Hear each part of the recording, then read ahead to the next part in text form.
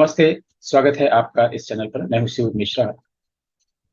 आज राहुल गांधी को सर्वोच्च न्यायालय से बहुत बड़ी राहत मिली और ये राहत ही मोदी के लिए, भाजपा के लिए और शायद पूरे देश के लिए आफत होगी।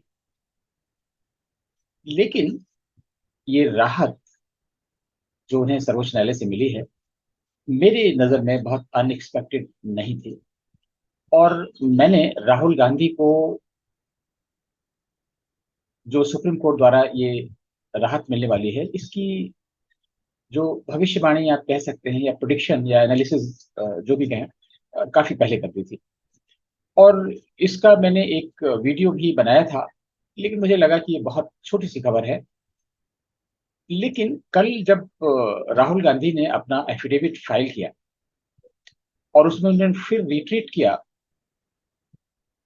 कि मैं माफी नहीं मांगूंगा, और उसका लबोलबाब यही था, जिसे उन्होंने कहा नहीं कि वो सावरकर नहीं है, माफी नहीं मांगते हैं। ये अलग बात है कि उन्होंने सर्वोच्च न्यायालय में लिखित रूप से माफी मांगी और कई और मौकों पर उन्हें माफी मांगनी पड़ेगी। कोई भी व्यक्ति भारत में रहने वाला संविधान और कानून से ऊपर नहीं हो सकता है। लेकिन राहुल गांधी शायद इसकी एक मिसाल कायम करना चाहते थे कि गांधी परिवार संविधान से ऊपर है, कानून से ऊपर है, और वो कुछ भी कह सकते हैं, उस पर कोई उन पर मुकदमा नहीं चलना चाहिए, कोई कानूनी कार्यवाही नहीं होनी चाहिए। और शायद इसी गलतफहमी में उनको ये सजा भी हो गई थी और उनकी संसद की सदस्यता भी चली गई। लेकिन सर्वोच्च न्यायालय से जो राहत मिलने वाली बात है, कि ज्यादातर न्यूज एंकर ने, ज्यादातर जो चैनल से निकले हुए यूट्यूबर्स हैं, उसमें भी दो खेमों में लोग बटे रहते हैं। एक जिसे मोदी भक्त कहते हैं, अंधभक्त कहते हैं, और कुछ लोग ऐसे हैं जो बिल्कुल कट्टर मोदी विरोधी हैं। दो खेमों में बटे हुए लोगों ने अलग अलग तरीके से भविष्यवाणी की। जो मोदी विरोधी खेमा है, कट्टर नरेंद्र मोदी विरोधी हैं, उन्होंने शायद आकांक्षा ज्यादा की, शुभकामनाएं ज्यादा थी। उनकी जो एनालिसिस थी, उसमें इस तरह की कामना ज्यादा थी कि भाई राहुल गांधी को ये मिलना चाहिए, संसद में उनकी आवाज जानी चाहिए, और वो जननायक हैं, जननेता हैं, वगैरह वगैरह। और जो मोदी के पक्ष के हैं, जिसे आजकल गोदी मीडिया कहा जाता है, उनका थोड़ा सा तर्क था, तर्क थोड़ा सा झुका हुआ था। और उनका तर्क ये था कि हाई कोर्ट ने ये कहा है, और जब हाई कोर्ट ने ऑन रिकॉर्ड ये ला दिया है, तो सुप्रीम कोर्ट क्या करेगा। इस तरह की बातें हो रही थी।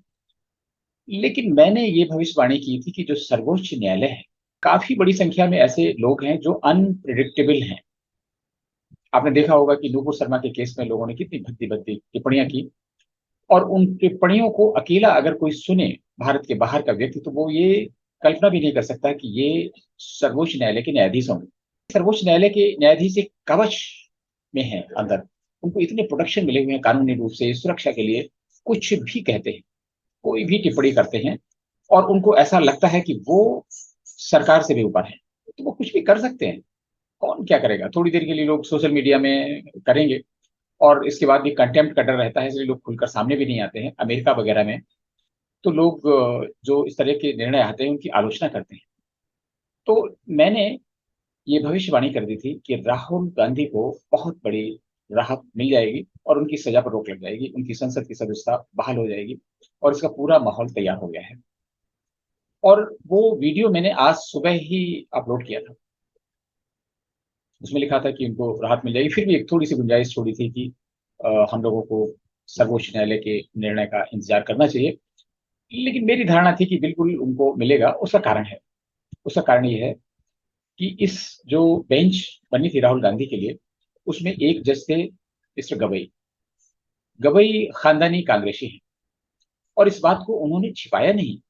मैं तो ये कहूंगा कि ये न्यायिक शुचिता का उदाहरण उन्होंने स्थापित किया, जब पिछली सुनवाई पर उन्होंने बता दिया कि भाई मेरे परिवार के कांग्रेस से संबंध रहे हैं, मेरे पिताजी कांग्रेसी थे, पदाधिकारी थे, और मेरे भाई अभी भी कांग्रेस में हैं और बड़ी पोजीशन पे हैं।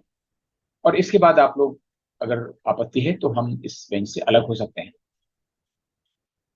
कौन क्या कहेगा। जो राहुल गांधी के वकील थे, अभिषेक मन सिंघवी या कपिल सिब्बल वगैरह, उन्होंने तो कहा नहीं नहीं नहीं, हमें कोई आपत्ति नहीं है। अरे भाई, उनको आपत्ति क्या होगी? अगर कांग्रेस का समर्थक कोई जज है, जिसके घर परिवार के लोग कांग्रेस में है, तो एक कांग्रेसी वकील को, राहुल गांधी के वकील को क्या आपत्ति हो सकती है? अगर आपत्ति होनी थी तो विपक्ष के व्यक्ति को होनी चाहिए थी, लेकिन उन्होंने भी कहा कि नहीं, हमें कोई आपत्ति नहीं है।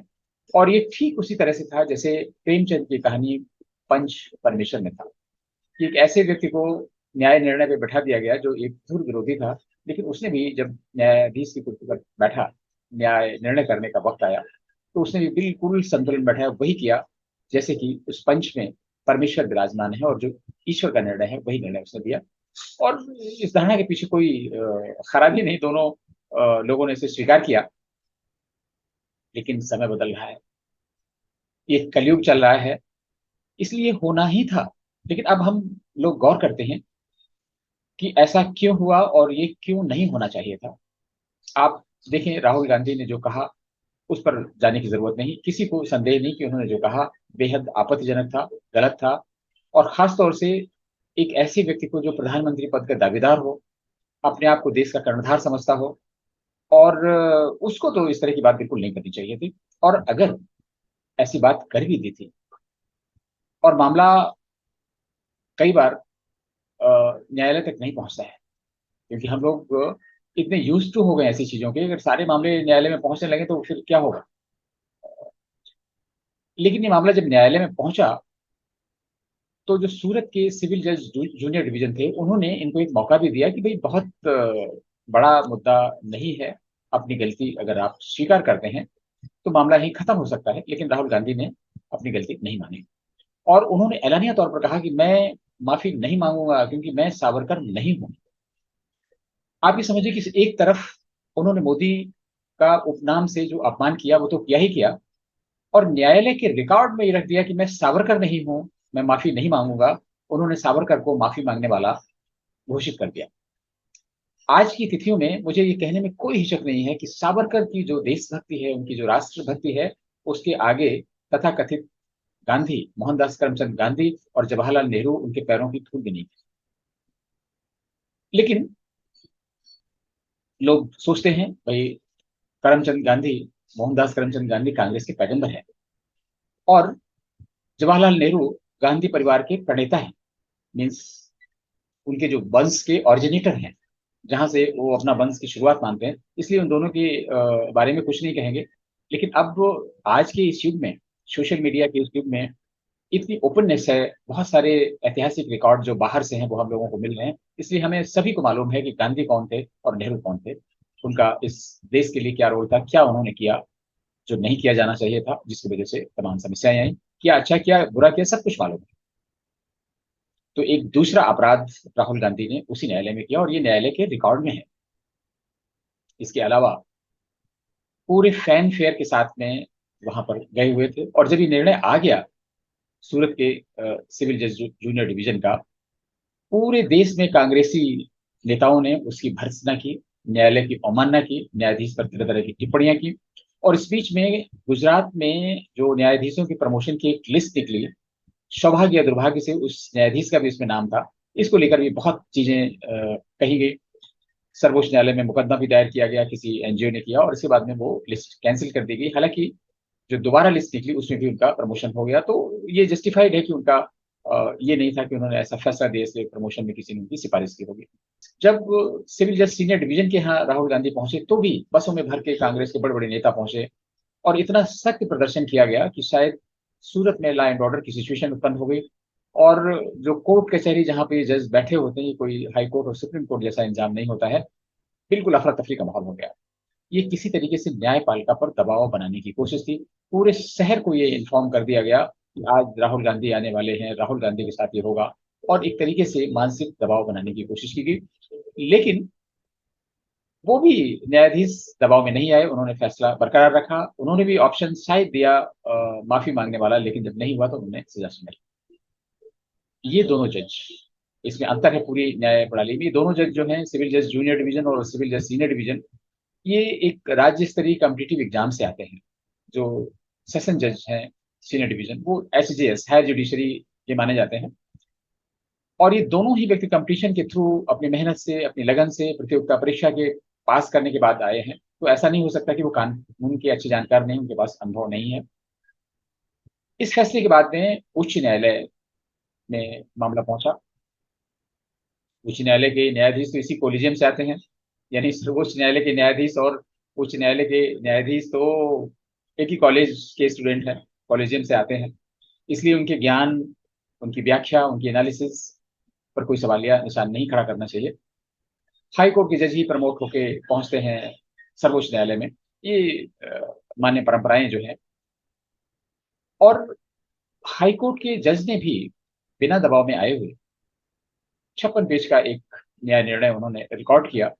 और उसमें जिन चीजों का उल्लेख किया, राहुल गांधी के 10 मुकदमों का वर्णन किया। उसमें लिखा कि जो सावरकर हैं उनके पौत्र ने, ग्रेट ग्रैंडसन ने भी एक मुकदमा कर रखा है, और उसमें जो सावरकर की अवमानना की है उसके विरुद्ध में। और उसमें जब इतने गंभीर आरोप हैं और एक नहीं 10-10 हैं, तो वो हैबिचुअल ऑफेंडर है। इसलिए किसी भी ऐसे व्यक्ति को सजा से न तो रियायत दी जा सकती है, न उनकी सजा पर स्टे लगाया जा सकता है। और खास तौर से तब जब वो व्यक्ति माफी मांगने के लिए तैयार नहीं है, ऐलानिया तौर पर कर रहा है कि वो माफी नहीं मांगेगा। इसका मतलब है कि न्यायालय भी अगर उनकी सजा पर रोक लगाए तो राहुल गांधी की टर्म्स एंड कंडीशन पर ही रोक लगाए। और वहां से भी उनकी याचिका खारिज हो गई। इसके बाद में जो तय समय था हाई कोर्ट ने दिया था, उसके अंदर सुप्रीम कोर्ट में याचिका गई। और यहाँ सुप्रीम कोर्ट में जो सीजेआई है अपने चंद्रचूड़, उनकी कार्यशैली हर एक की अलग अलग रहती है। इनकी कार्यशैली भी बिल्कुल अलग है। मैं उन पर कोई व्यक्तिगत टिप्पणी नहीं कर रहा हूँ। लेकिन कांग्रेस के एक बड़े नेता हैं अभिषेक मनु सिंघवी, वो बातों बातों में वैसे भी कहते रहते हैं कि वो जो सीजेआई है चंद्रचूड़, वो उनके लंगोटिया यार हैं और उनके कंधे पर हाथ रख कर बात करते हैं। लेकिन आज का जो निर्णय हुआ वो सभी की, जितने भी एनालिस्ट थे उनकी संभावनाओं के ठीक विपरीत था। और मैंने भी जब ये कहा तो कहीं ना कहीं हमको भी लग रहा था कि सर्वोच्च न्यायालय ऐसा नहीं करेगा, क्योंकि इतने रिकॉर्ड हैं। जो सिविल जज का निर्णय है वो 100 पेज में है, और हाईकोर्ट का निर्णय 56 पेज में है। इतने बड़े बड़े निर्णय, उसमें कहानियां नहीं लिखी होंगी, कुछ ना कुछ सच रिकॉर्ड किए गए होंगे, कुछ ना कुछ ओपिनियन दी गई होगी। ये सब लीगल पर्सनालिटीज हैं, इनको दशकों का अनुभव है। और सर्वोच्च न्यायालय ने एक सुनवाई में नोटिस जारी जारी किए।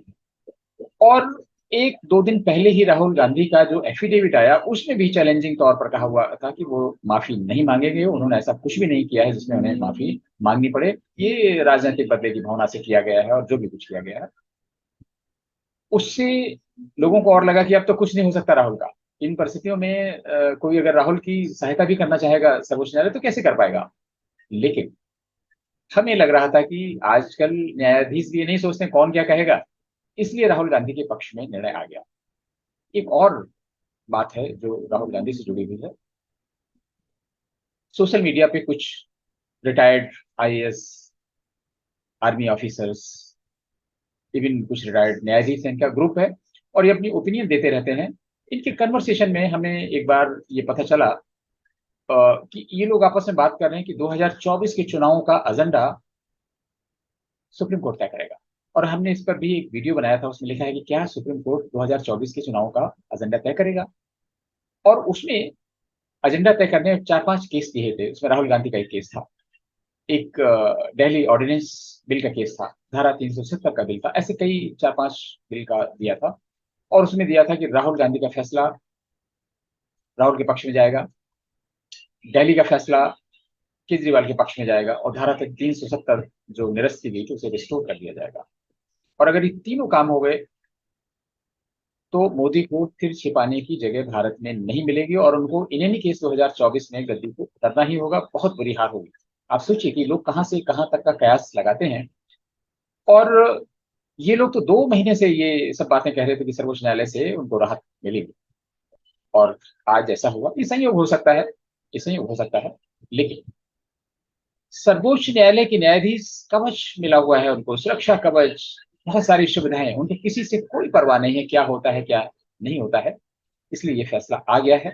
1-2 दिन तक लोग सर्वोच्च न्यायालय की अ, आलोचना करेंगे, इस न्याय निर्णय की आलोचना करेंगे, और इसके बाद सब कुछ ठीक हो जाएगा। उधर कांग्रेस में खुशी का, जश्न का माहौल है। लोग जुलूस की शक्ल में बधाइयां दे रहे हैं, मिठाई बांट रहे हैं। ऐसा लग रहा है कि जैसे राहुल गांधी ने अमेठी में चुनाव जीत लिया है या प्रधानमंत्री बन गए हैं। एक अपराधी जिसका अपराध सिद्ध हो गया है, तीन तीन जगह से अपराध सिद्ध हो गया है, निचली अदालत, सेशन जज और हाई कोर्ट, और उसके बाद सर्वोच्च न्यायालय अगर उस पर स्टे लगा देता है, उसको पॉज कर देता है, तो इसमें कौन सी बड़ी बात होगी। लेकिन आप देखें, सर्वोच्च न्यायालय ने जो तीन कारण गिनाए उनके सजा खत्म करने के या स्टे करने के, उसमें उन्होंने दो कारण बहुत सामान्य किसी भी जजमेंट में लगाए जा सकते हैं, क्योंकि भाई निचली अदालतों ने कागज पत्तर बहुत ठीक ठाक ढंग से नहीं देखे। एक सबसे हास्यास्पद जो कारण है वो ये है कि जो वायनाड की जनता है वो नेतृत्व विहीन हो जाएगी। अरे भाई, अगर ऐसे जनता को नेतृत्व विहीन होने का डर है तो ये कानूनी क्यों बना। ये कानून तो सर्वोच्च न्यायालय के कहने से ही बनाया गया, और सर्वोच्च न्यायालय ही उस पर बैकआउट हो रहा है। ये कितनी हास्यास्पद चीज है। जो भी हो, सर्वोच्च न्यायालय के इस निर्णय से सर्वोच्च न्यायालय की विश्वसनीयता और अधिक कम हो जाएगी। मेरे बात कहने का मतलब है कि सर्वोच्च न्यायालय की विश्वसनीयता बहुत नहीं है। भारत के सर्वोच्च न्यायालय का कोई बहुत स्वर्णिम इतिहास भी नहीं है। हम लोग कहते हैं कि कोई भी सरकारें बदले, 10 साल हो गए मोदी सरकार को, लेकिन सिस्टम पुराना काम कर रहा है, और देश का माहौल भी वही काम कर रहा है। बहुत लोग खुश हैं, बहुत लोग खुश हैं, और उनकी खुशी में उनको बहुत बहुत शुभकामनाएं। वो वायनाड की जनता अपने जननेता से नेतृत्व विहीन नहीं हो पाएगी। तो ये निर्णय राहुल गांधी के लिए तो बहुत अच्छा है ही है, लेकिन सर्वोच्च न्यायालय ने एक और ऐसा निर्णय दे दिया है विवादास्पद, जो इतिहास में इसकी व्याख्या की जाएगी। लोग इसमें सर्वोच्च न्यायालय की प्रशंसा तो बिल्कुल भी नहीं करेंगे। और जब कभी कोई सर्वोच्च न्यायालय पर पक्षपात का आरोप लगाएगा तो ये अनायास नहीं होगा। नमस्ते, फिर किसी ज्वलंत मुद्दे पर बात होगी, तब तक के लिए आगे।